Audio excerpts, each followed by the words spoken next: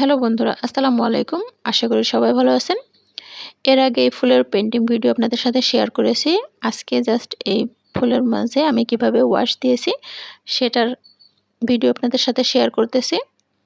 তো এটা হচ্ছে একটা সেমি মসলিন শাড়ি। তো এই শাড়িতে আমি হচ্ছে এভাবে পেইন্ট করে নিয়েছি প্রথমে। এখন আমি কাপড়টাকে ভিজিয়ে নিচ্ছি ওয়াশ দেব সেজন্য। তো ওয়াশ দেওয়ার সময় একটু ভেজানোর সময় খেয়াল রাখবেন পানি যেন ফুল বা পাতার মধ্যে না চলে যায়। একটু সাবধানতা অবলম্বন করতে হবে। তো প্রথমে আমি যেখানে ওয়াশ দেবো সেগুলো কিন্তু ভালোমতো ভিজিয়ে নিয়েছি। এখন আমি রঙগুলো অ্যাপ্লাই করতেছি। প্রথমে আমি নীল রঙটা দিয়ে নিচ্ছি।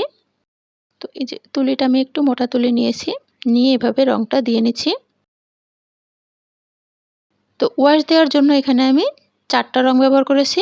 নীল দিয়েছি, হলুদ নিয়েছি, পিঙ্ক নিয়েছি আর হচ্ছে জাম বেগুনি। এই 4টা কালার দিয়ে আমি হচ্ছে ওয়াশ দিয়ে নিব। তো এই যে দেখুন আমি প্রথমে নীল কালারটা দিয়ে ওয়াশ দিয়ে নিলাম। এবার হলুদ কালারটা নিয়েছি।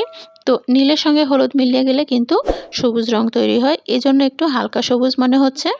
যেহেতু তুলিতে আমার একটু নীল রং আছে। একটা কালারের সঙ্গে আরেকটা কালারের যখনই মিশ্রণ হবে তখনই কিন্তু অন্য একটা কালার তৈরি হয়ে যাবে। তো দেখুন এভাবে আমি কিন্তু ওয়াশ দিয়ে নিচ্ছি। কাপড় ভেজানোর পরে যে রং দিবেন এটা কিন্তু একদম পুরো যতটুকু ভিজিয়েছেন পুরোটাতেই রং দিতে যাবেন না। মানে 4-5 ইঞ্চি দূরে থেকে দূর পর্যন্ত রং দিবেন। একদম কাছাকাছি পানির লাস্ট মাথা পর্যন্ত যাবেন না। কারণ শুকনো কাপড় কিন্তু পানিটা অনেকটা চুষে নেয়। দেখুন আমি যে পরিমাণ ভিজিয়েছি তার চেয়েও পানিটা কিন্তু অনেক দূরে চলে যাচ্ছে। কাপড়টা পানিটা টেনে নিচ্ছে। আর এই যে ভেতরের দিকে খুব একদমই সাবধানে রঙগুলো দিয়ে নেবেন। আর এই কাপড়টা আজকে কিন্তু সেমি মসলিন কাপড়। এই পদ্ধতিতে কিন্তু আপনারা সেমি মসলিন, সুতি, হাফ সিল্ক এই কাপড়গুলো নিয়ে হচ্ছে রং করে নিতে পারেন, ওয়াশ দিয়ে নিতে পারেন। আর ওয়াশ দেওয়ার পদ্ধতি হচ্ছে ট্রান্সপারেন্ট পদ্ধতিতে আমরা যে পদ্ধতিতে রংটা তৈরি করি সেই রঙের সাথে হচ্ছে 1.5 থেকে 2 গুণ পরিমাণ পানি মিলিয়ে আপনারা ওয়াশ দিয়ে নিতে পারেন।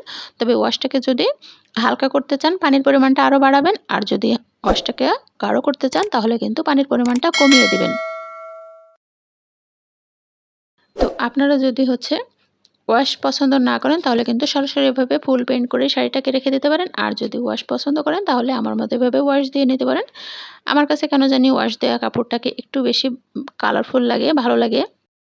তো এই যে এভাবে কিন্তু খুব সহজে আপনারা ওয়াশ দিতে পারেন। তো এছাড়াও যদি আপনাদের ওয়াশ নিয়ে কোনো ধরনের কনফিউশন থাকে অবশ্যই আমাকে কমেন্ট বক্সে জানাবেন। আমি চেষ্টা করব আপনাদের সেই কনফিউশনগুলো দূর করার। যারা এতক্ষণ কষ্ট করে ভিডিওটি দেখলেন তাদেরকে অসংখ্য ধন্যবাদ। যারা আমার চ্যানেলটি সাবস্ক্রাইব করেনি প্লিজ চ্যানেলটি সাবস্ক্রাইব করে সাথেই থাকবেন। আর যারা চ্যানেলটি সাবস্ক্রাইব করেছেন তাদের জন্য রইল আমার অফুরন্ত ভালোবাসা এবং কৃতজ্ঞতা। আসলে একটা ভিডিওর পিছনে অনেক সময় দিতে হয়, কষ্ট করতে হয়। কিন্তু যারা দেখে তারাও তো কষ্ট করে দেখে, তাদেরও তো সময়ের দাম আছে। তবে চেষ্টা করি আপনাদের সময়গুলো যেন অপচয় না হয়। হেল্পফুল ভিডিও দেওয়ার চেষ্টা করি। আশা করি ভিডিওগুলো আপনাদের একটু হলেও উপকারে আসবে। যারা হ্যান্ড পেইন্ট ভালোবাসে সবাই ভালো থাকবেন। টাটা।